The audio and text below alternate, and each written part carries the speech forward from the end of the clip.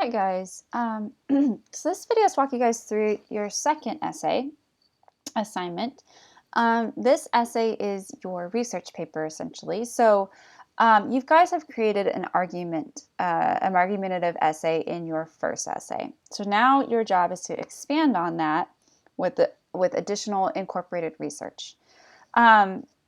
So your prompt essentially is that you're going to create an essay that expands on the first essay's argument with ample research to support your claims.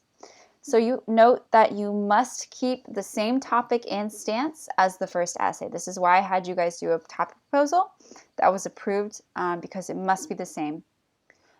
You will have to have 4 sources incorporated into this essay. One of these is going to have to be an in-person interview. So you'll need to find someone around the topic that is credible and can speak to the topic. So they don't necessarily have to agree with your stance. It could be the opposing stance. That's fine. You just need to make sure that you incorporate their interview as quotes into your essay as evidence. So your essay is going to be 5 to 6 pages in length and is due on Sunday, March 29th by 11:59 p.m. MLA is required, of course, everything checked for plagiarism. That means to the bottom of the 5th page at the minimum. You can always write more, you just can't write less.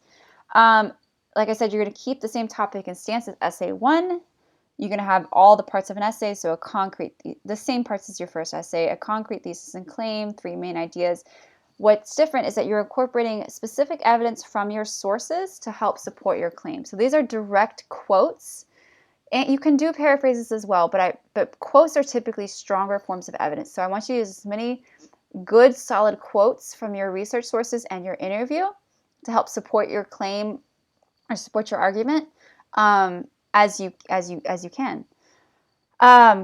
You still need to have 2 to 3 opposing views with refutations, 2 to 3 ideas around that, and then appropriate number and use of the required sources and a conclusion. So just a note, you guys are going to use your first essay as the basis of this essay.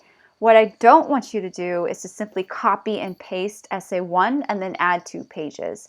That is not what the point of this essay is.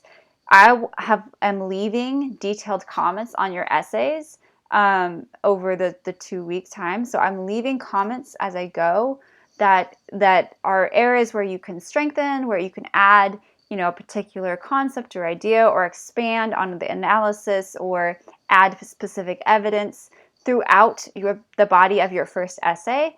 I fully expect you to take those comments into consideration when you're creating your second essay. So it should look substantially different than your first essay, not just adding in 2 pages, but that you're incorporating that source material throughout. You're fixing the things that need to be fixed from the first essay. Expanding where you need to expand, adding content where you need to add content, changing things, say getting rid of, run-ons and fragments and all of those things as well. So again, you may not simply copy and paste your first essay and simply add 2 pages. I want to see this substantially overhauled so that it becomes a new essay. That does not mean, however, that you can't use the concepts, the main ideas, some of the content, some, not a lot, but that can be the basis for building out this second essay. But if you do copy and paste directly, then that falls under the plagiarism requirements stated in the syllabus, where you can't recycle work. So make sure that you don't do that. So there are going to be a few elements to the final grade of this essay. You're going to do a pre-research activity that's submitted in week 8. You don't need to include that in the final submission. It'll be done. An annotated bib will be completed as well. That will be part of your essay grade. That will also be submitted in week 9, so you don't need to include it in your final submission packet. What you do need to include in the final submission is a clean final draft with a regular bibliography. So you're going to do an annotated bibliography for me as an assignment. When you turn this in, I just want you to do a regular bibliography, which has the 4 sources, which includes your in-person interview, and then a clean final draft as well. And the bibliography, of course, does not count towards the page requirement. If you need it, there's some documents here to kind of help guide you. All of this will be thoroughly explained into each of these assignments, so it's just here as extra resources, but there's an annotated bib guide. There is an optional self-edit guide. There's also an optional interview guide if it's helpful.